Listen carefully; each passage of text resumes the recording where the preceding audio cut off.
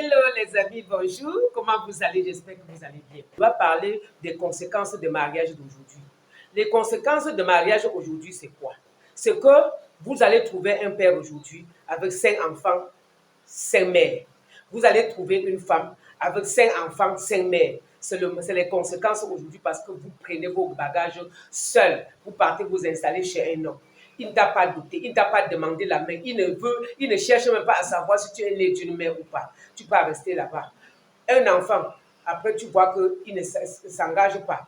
2 enfants, tu te retrouves maintenant en train de dire que ça ne vaut pas la peine, il ne veut même pas. Et tu parles lui aussi avec 2 enfants aussi. Toi aussi, pendant que tu pars accoucher là-bas de l'autre côté, lui aussi part. Tu es toujours en train de rechercher un bon monsieur. Elle aussi est en train de rechercher une bonne femme. Alors qu'aujourd'hui, là, on ne doit pas faire ça.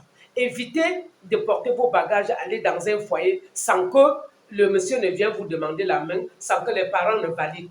Le parent joue un grand rôle. Il ne faut pas jouer le hasard. Il n'y a pas le hasard dans le mariage. Si tu joues le hasard en disant que je vais partir, quand ce sera bon, mes parents vont seulement me voir. Aucun parent ne peut accepter que tu pars, il va seulement te voir parce que si tu es bien, c'est toujours bien.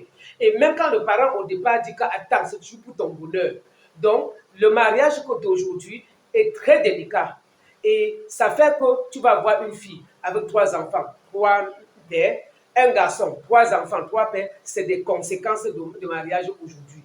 Donc, vous devez éviter d'aller en mariage sans que les parents ne s'assoient pour s'entendre. Ça ne veut pas autant dire que si les parents s'assoient, vous ne pouvez pas avoir les problèmes. Mais quand il y aura les problèmes, les parents vont aussi savoir comment soutenir le problème, comment conseiller, comment soutenir les deux couples. Donc voilà en fait ce que je voudrais mettre comme précision depuis que je fais mes vidéos, depuis que je ne fais que parler de mariage parce que c'est de l'expérience que j'ai vécue.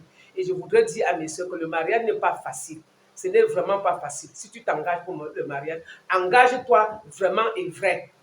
Et quand vous faites aussi les enfants avec plusieurs pères, c'est aussi trop de problèmes avec les enfants. Parfois, les enfants ne s'entendent pas entre eux.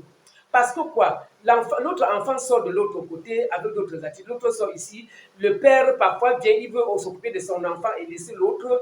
Et l'autre vient, il veut s'occuper. Vraiment, c'est de la merde. C'est de la merde. Parce que ce n'est pas facile de voir le père qui entre à la maison. La mère a 5 enfants, 5 pères. Au lieu de s'occuper rien que de son enfant, il s'occupe sur les 5 enfants. C'est des cas rares.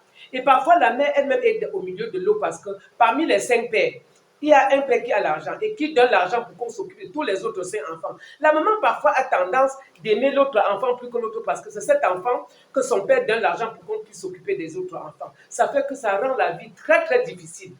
Le moment que les enfants vont sortir de la maison, chaque père vient récupérer sa part, chaque récupère sa part. Parfois les enfants ne s'entendent pas. Donc s'il y avait possibilité vraiment de faire les enfants avec un même père, c'est encore mieux.